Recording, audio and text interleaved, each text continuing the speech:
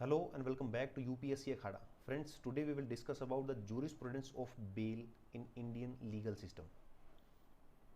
तो आज हम देखने वाले हैं बेल से रिलेटेड सारे डायमेंशन को। आपने रिसेंटली न्यूज़ में सुना होगा एंटीसिपेटरी बेल के बारे में, जो इलेक्शन के टाइम बहुत न्यूज़ में रहती है। इसके अलावा अरविंद केजरीवाल को इंटरिम बेल दी गई है। इसके अलावा सुप्रीम कोर्ट के बहुत सारे जजमेंट बेल से रिलेटेड रिसेंट ईयर्स में आए हैं। और ये इंपॉर्टेंट इसलिए भी है क्योंकि यूपीएससी सीएससी के अंदर पिछले कुछ सालों में जुडिशरी से रिलेटेड कॉन्सेप्ट को पूछा गया है, जैसे parole, फरलो, advocates on record, bar council of India से रिलेटेड क्वेश्चन। तो इसलिए आपको बेल के बारे में पता होना चाहिए। So in today's lecture we will discuss what is bail, article 21 का इससे क्या रिलेशन है, क्या लॉज हैं जो गवर्न करते हैं बेल को, सुप्रीम कोर्ट के जजमेंट और comments on bail, triple test क्या है, types of bail, Arvind Kejriwal interim bail issue, and finally we will see the prelims question related to bail in Indian jurisprudence. So let us start with केंद्रीय कारागार Tihar jail Delhi सरकार। देखिए, supreme court का कहना है कि हमारे जितने जेल के अंदर प्रिजनर्स हैं उसमें से 2/3 प्रिजनर्स अंडर ट्रायल हैं। अंडर ट्रायल मतलब जिनका फाइनल जजमेंट अभी आया नहीं, अनाउंसमेंट हुआ नहीं जजमेंट का, और उनका केस अभी चल ही रहा है। वो एक्यूज्ड हैं, वो कन्विक्ट नहीं है। एक्यूज्ड का मतलब जिसके ऊपर सस्पेशन है, वो पुलिस ने अरेस्ट कर लिया, ट्रायल चल रहा है। कन्विक्ट का मतलब जिसका फाइनल जजमेंट आ चुका है और ये प्रूव हो चुका है कि वही गिल्टी है। सो ऐसे लोगों के लिए क्या है, बेल का प्रोविजन है। Bail is a temporary release of accused. Now you know the difference between accused and convict.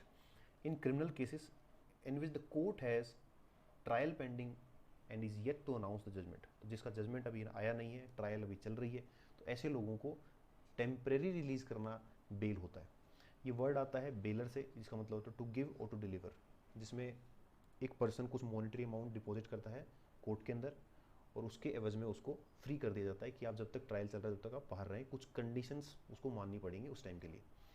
अब हम नेक्स्ट देखते हैं कि ये बेल का प्रोविज़न हमारे ज्यूरिस्प्रूडेंस के अंदर होता क्यों है। तो इसे आप रिलेट कर सकते हैं आर्टिकल 21 से, आर्टिकल 21 ऑफ द कॉन्स्टिट्यूशन। जैसा कि मैंने बताया, 2/3 of the prisoners are under trial in India, ऐसा कहना है सुप्रीम कोर्ट का और डेटाज भी ऐसा बताते हैं। तो ये 2/3 कौन है? एक्यूज्ड है। एक्यूज मतलब जिनके ऊपर चार्जेस फ्रेम कर दिए गए हैं, पुलिस ने अरेस्ट कर लिया है, ट्रायल अभी चल रहा है, और बाकी के लोग हैं कन्विक्ट। इनके ऊपर सस्पिशन है, चार्जेस फ्रेम हो चुके हैं, पुलिस ने अरेस्ट कर लिया, बट फिलहाल ये इनोसेंट है, बिकॉज हमारे क्रिमिनल जस्टिस सिस्टम का एक कार्डिनल प्रिंसिपल है प्रिजम्पशन ऑफ इनोसेंस, कि जब तक आप गिल्टी प्रूव नहीं होते तब तक आप कोर्ट की नज़रों में तो इनोसेंट है। ये प्रोसिक्यूशन का काम है कि वो प्रूव करे कि आपने क्राइम किया। तो ये लोग हैं इनोसेंट जो अभी जेल के अंदर हैं, और ये हैं convict, guilty proved, verdict deliver और केस इनका क्लोज हो चुका है, सजा इनको मिल चुकी है, और ये हैं क्रिमिनल। तो देखो भी यहाँ पे ये भी जेल में है, ये भी जेल में है। 2/3 लोग ऐसे हैं जो इनोसेंट हैं और बाकी के लोग हैं जो क्रिमिनल हैं। अब आपको यहाँ कुछ गलत नहीं लग रहा क्या? देखिए, आर्टिकल 21 क्या है? आर्टिकल 21 है right to life and personal liberty.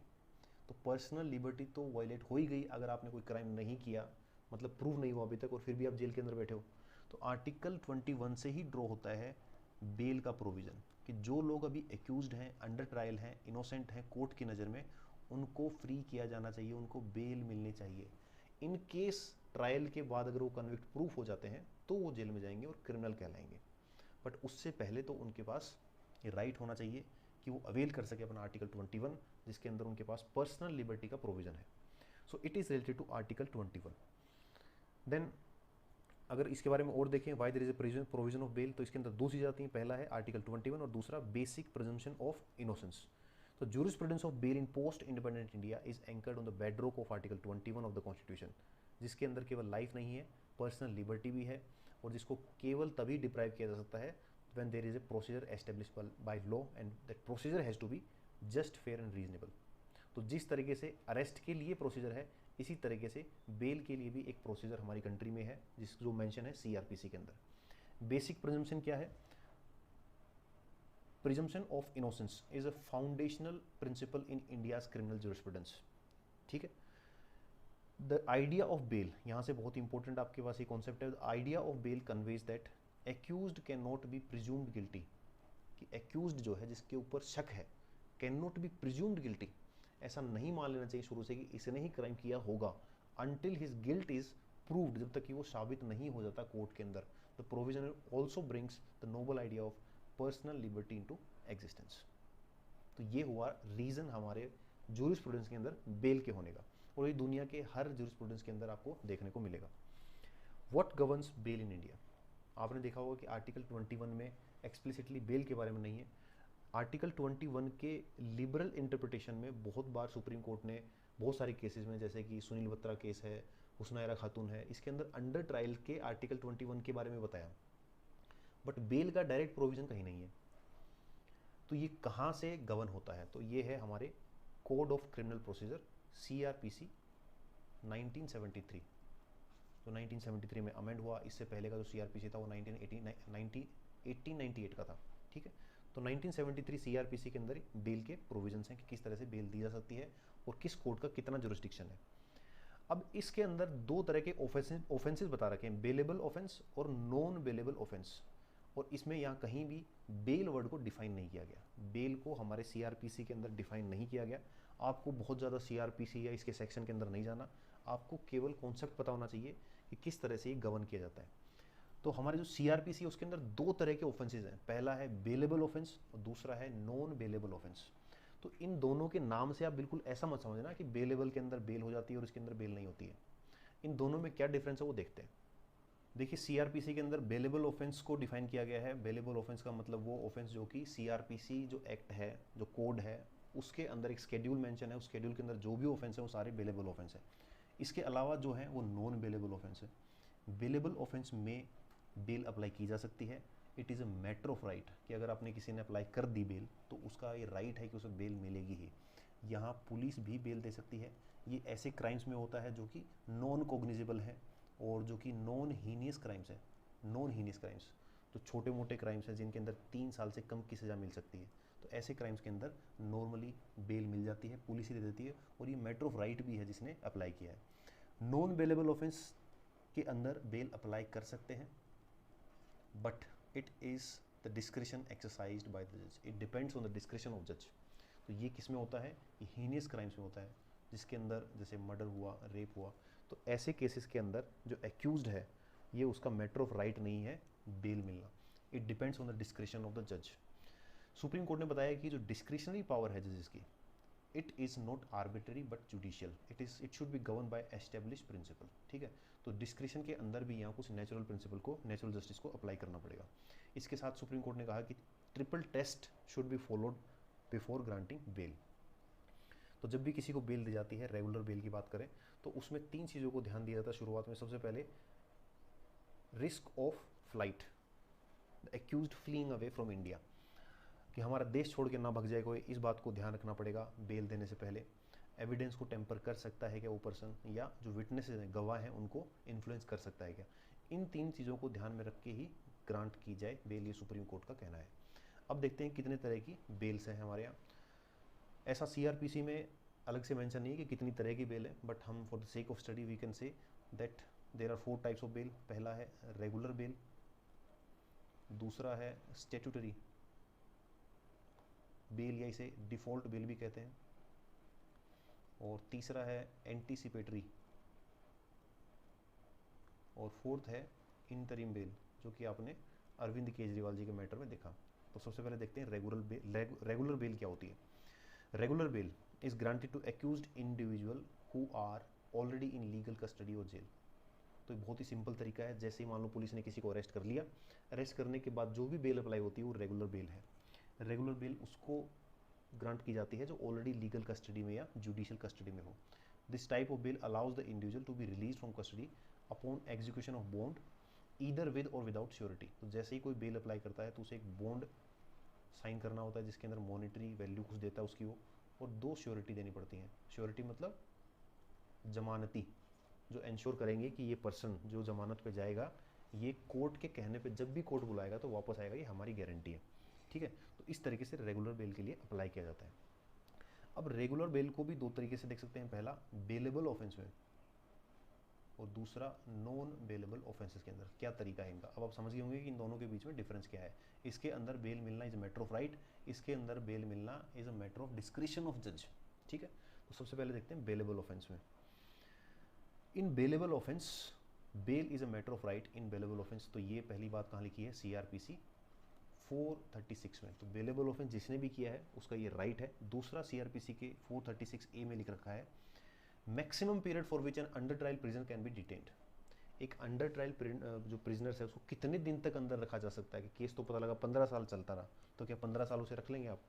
इसके लिए 436A में मेंशन है, not being an offence for which punishment of death has been specified as one punishment under that law, कि अगर किसी ने ऐसा क्राइम किया है जिसकी सजा डेथ है, उसको छोड़ के जितने भी क्राइम है और उसमें अगर किसी अंडर ट्रायल ने 1/2 ऑफ द मैक्सिमम पीरियड, मान लो डेथ से नीचे के जितने भी क्राइम्स हैं उसमें अगर किसी को फॉर एग्जांपल 7 साल की सज़ा होती है और इस पर्सन ने प्रिजन में 3.5 साल बिता दिए, तो ये उसे रिलीज़ करना ही होगा, उसे बेल देनी होगी।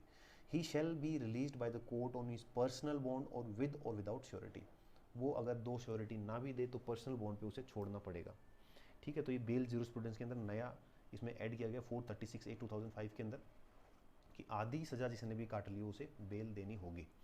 नाउ हम बात कर रहे थे किसकी, बेलेबल और नॉन बेलेबल। तो पहला तो ये हो गया जिसके अंदर पहला राइट भी है और आधी सजा अगर काट दी तो आप बाहर जाएंगे। अब बात करते हैं नॉन बेलेबल ऑफेंस, जो हीनियस क्राइम्स है उसके अंदर क्या तरीका है, जिसके अंदर जजेस का डिस्क्रिशन होता है। On the other hand, for a person detained on suspicion of committing a non bailable offence, the grant of bail is discretionary and it can be availed only if strong case is present. तो अगर मामला अगर strong है, उन्होंने अगर strong case अपना present कर दिया कि मुझे बेल क्यों मिलनी चाहिए, तो ही बेल मिल सकती है। और भी स्पेसिफिक ग्राउंड्स पे बेल मिल सकती है, जजेस चाहें तो दे सकते हैं। इसके अंदर क्या है, अगर 16 साल से छोटा हो, कोई बच्चा हो, वुमन हो, इल हो, इन्फर्म हो, और जो हैबिचुअल ऑफेंडर हैं उनकी भी अगर कोई स्पेशल सर्कमस्टेंसेज हो तो बेल दी जा सकती है। तो ये तो ही रेगुलर बेल के बारे में। अब बात करते हैं स्टैट्यूटरी बेल।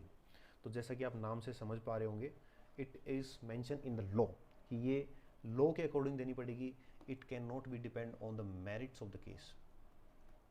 अगर इस तरह की बेल अप्लाई की है तो जजेस का डिस्क्रिशन खत्म हो जाता है। It is not based on the merit of the case, it is a matter of right. तो ये दिया हुआ है सेक्शन 167 के CRPC के अंदर। इसमें लिखा है, इसे देखने से पहले आप ये देखो कि article 22 of the Indian constitution, अब ये तो आपने पढ़ा ही होगा, इसके अंदर मेंशन है कि अगर किसी पर्सन को अरेस्ट कर लिया तो अरेस्ट करने के 24 आवर्स में इसे कहाँ भेजना पड़ेगा, मजिस्ट्रेट के पास। अब ये मजिस्ट्रेट पे डिपेंड करता है कि इसे फर्दर कस्टडी में भेजा जाए कि नहीं भेजा जाए। तो हमारे CRPC में भी यही मेंशन है, क्योंकि कॉन्स्टिट्यूशन का प्रिंसिपल है ये।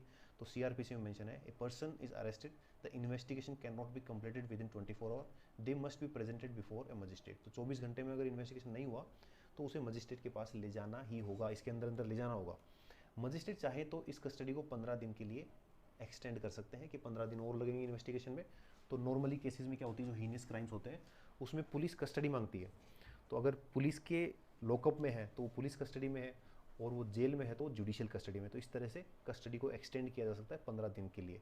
ये मेंशन है 167 में। फिर इसको अमेंड करके CRPC को इस 15 दिन की जो ये टाइम पीरियड है उसको बढ़ा दिया गया। कैसे, 167(2) of the CRPC specified that. इसको पूरा देखने के बजाय बहुत ही शॉर्ट में हम देखते हैं। इसमें लिखा है, जो क्राइम्स हैं, कुछ हीनियस क्राइम्स, उनमें 90 डेज, और कुछ क्राइम्स हैं जिसमें 60 डेज। क्राइम की लिस्ट आपको याद नहीं रखनी। तो जब क्राइम हुआ, मान लो डे 1 क्राइम हुआ, पुलिस ने अरेस्ट कर लिया, 90 डेज के अंदर पुलिस को चार्जशीट फाइल करनी पड़ेगी। चार्जशीट इन द कोर्ट, या पुलिस को 60 डेज के अंदर चार्जशीट फाइल करनी पड़ेगी। ये CRPC के अंदर मेंशन है। अगर इन दिनों के अंदर चार्जशीट फाइल नहीं होती है और जो एक्यूज्ड है वो जेल में है और उसने अगर बेल के लिए अप्लाई कर दिया कि सर ये जो लॉ में लिखा है 90 डेज, ये जा चुके हैं, ये हो चुके हैं, अभी तक भी पुलिस की इन्वेस्टिगेशन पूरी नहीं हुई है, मुझे बेल दी जाए, तो it becomes a matter of right, तो उसे बेल पे छोड़ना ही पड़ेगा। नाउ इसे आप देख लीजिए, in cases involving offences punishable by death, life imprisonment और इम्प्रिजमेंट फॉर एटलीस्ट 10 ईयर्स। तो ये 90 डेज वाला किसके लिए, इनके लिए। The detention period can not be exceed 90 days. तो 90 दिनों से ज़्यादा उसे डिटेन करके नहीं रखा जा सकता। इसके अलावा जो भी ऑफेंसेस है वो 60 डेज के लिए। If the police or investigation agencies fails to file a charge sheet or complaint within specified period, तो इस पीरियड के अंदर अगर चार्ज शीट फाइल नहीं होती है, accused is entitled by law for default bail, इसे कहते हैं statutory bail.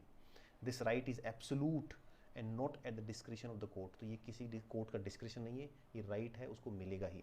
If the accused can demonstrate the required 60 or 90 days have been passed since their arrest without any charge sheet or complaint being filed, the court is obligated to grant them default bail. तो ये bell उनको देनी ही पड़ेगी. तीसरी तरीके की जो bell है उसे कहते हैं एंटीसिपेटरी बेल. जैसा कि आप नाम से समझ पा रहे हैं, ये एंटीसिपेशन कि अगर किसी को ऐसा लगता है, एप्रीहेंशन हो कि उसे अरेस्ट किया जा सकता है, कि पुलिस उसे अरेस्ट कर सकती है, तो ऐसे टाइम पे एक एंटीसिपेटरी बेल के लिए अप्लाई किया जा सकता है. एंटीसिपेटरी बेल का प्रोविजन भी किसके अंदर है? सीआरपीसी के अंदर, सेक्शन 438 के अंदर. ये सब आपको याद नहीं करना है, जुडिशरी एग्जाम के लिए काम आता है. Anticipatory bail is sought for before arrest and if granted by the court it prevent the police from arresting the individual. ये किस लिए होता है? इमेज के लिए, रेपुटेशन. क्योंकि अगर किसी को पुलिस उठा के ले गई तो उसकी रेपुटेशन खराब हो गई, इमेज खराब हो गई. और ऐसे केसेस बहुत सारे होते हैं कि फॉल्स केस है या किसी ने पर्सनल इंटरेस्ट के लिए कर लिया, तो एक बार अरेस्ट करवाना होता है, उनका पर्पस ये होता है कि एक बार पुलिस उसको अरेस्ट कर ले. तो इसके लिए प्रोविजन रखा गया है एंटीसिपेटरी बेल का. तो एंटीसिपेटरी बेल में आपको अगर लगता है कि आपके ऊपर कुछ केस होने वाला है, आपको पुलिस अरेस्ट करने वाली है, तो आप इसके लिए फाइल कर सकते हो कोर्ट में. और ये इलेक्शन टाइम में बहुत ज़्यादा देखने को मिलता है, ठीक है, क्योंकि राइवल पार्टीज़ के ऊपर ये सब चार्जेस लगाने की पूरी कोशिश रहती है. Anticipatory bail can be sought under section 438 of the CrPC by any individual who anticipates being charged with a non bailable offence. अब आपसे अगर मैं पूछूं कि नॉन बेलेबल ऑफेंस क्या होता है, तो ये मत बोलना कि जिसके अंदर बेल ही नहीं मिलती है.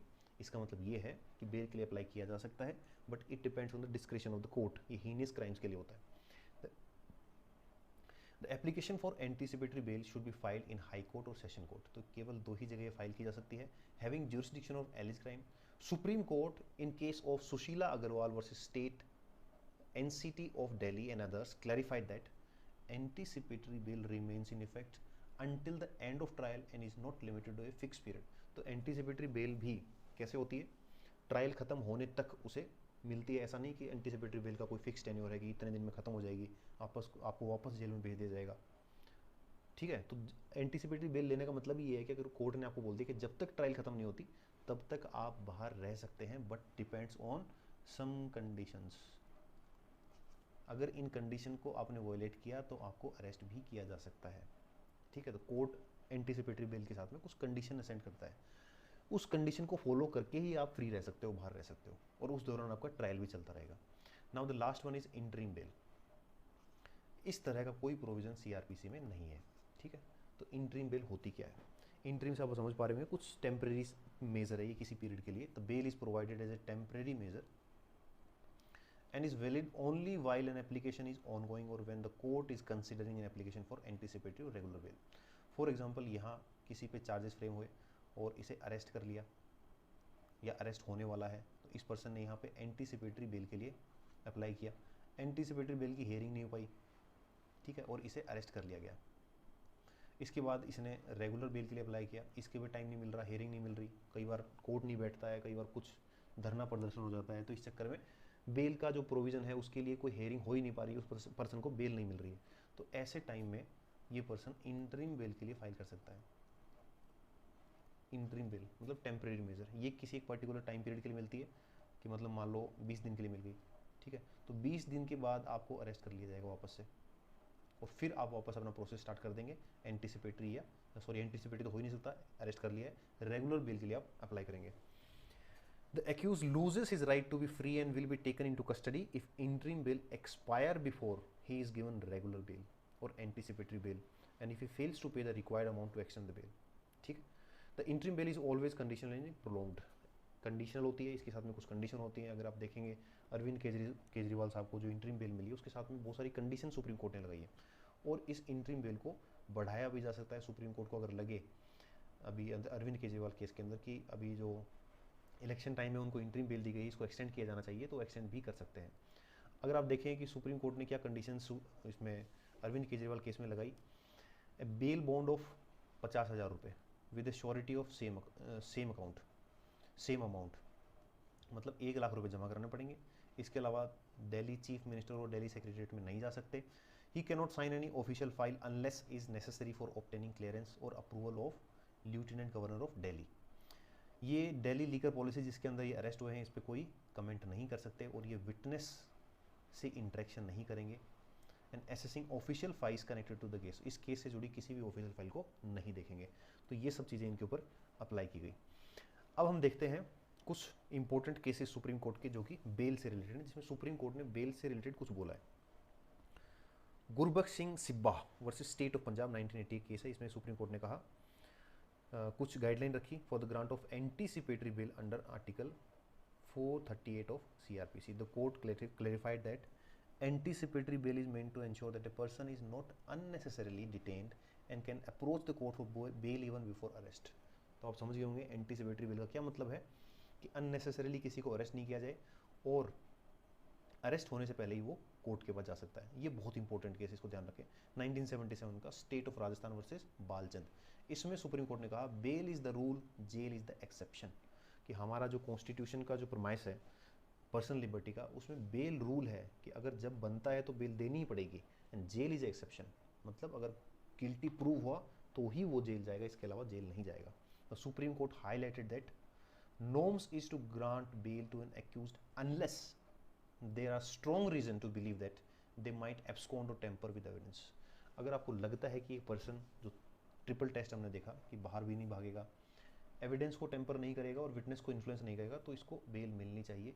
और रियलिटी में ऐसे केसेस हैं कि अगर आप देखेंगे, जो मैंने बताया शुरुआत में, 2/3 of the prisoners are under trial. तो ऐसे एप्रीहेंशन नहीं होने के बाद भी इनको बेल नहीं मिलती है। इसके अलावा दो इंपॉर्टेंट जजमेंट और हैं इससे रिलेटेड, वो क्या है?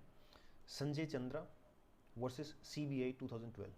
The court reiterated that deprivation of liberty must be considered seriously and that bail should be granted unless there are compelling reason to deny it। तो यहाँ से आप समझ सकते हैं, अगर आप कोर्ट केस भी याद ना रहे तो क्रक्स ये है कि सुप्रीम कोर्ट बार बार इस बात पे जोर दे रहा है कि जब भी आपको लगे कि बहुत ज़रूरी है अरेस्ट करना, इसके अलावा सब केसेस में बेल मिलनी चाहिए। Arnesh Kumar versus state of Bihar 2014 बहुत इंपॉर्टेंट केस है बेल से related. This judgement issued guideline to prevent unnecessary arrest and mechanical remand of accused person. Accused person और कन्विक्ट पर्सन में फ़र्क होता है, इसे अननेसेसरी अरेस्ट ना करें और मैकेनिकल रिमांड ना लिया जाए। The court instructed police officer to avoid arrest unless it was necessary and laid down procedure to be followed before arrest। The ruling aimed to balance the need to prevent the misuse of law with the protection of individual right against arbitrary arrest। तो arbitrary arrest ना हो, इस बात के लिए supreme court ने बहुत सारे केसेस में बार बार सरकार को, पुलिस ऑफिसर्स को और स्टेट्स को बोला है। सो हैविंग सेड दैट, ये पूरा पढ़ने के बाद अब आपके सामने है एक प्रीलिम्स का question. Consider the following statement regarding the bail jurisdiction. आप इस क्वेश्चन को ढंग से पढ़ें, नीचे कुछ ऑप्शन दिए हुए हैं और कमेंट सेक्शन में बताएं कि इसका आंसर क्या होगा। So this is all about the bail jurisdiction in India. And ये क्वेश्चन आपसे प्रीलिम्स में पूछा जा सकता है, क्योंकि यूपीएससी में अभी ये bail, parole, furlough, bar council, advocate general, तो जुडिशरी के कुछ बेसिक कॉन्सेप्ट आपसे पूछे जा सकते हैं। So see you in the next class, bye bye.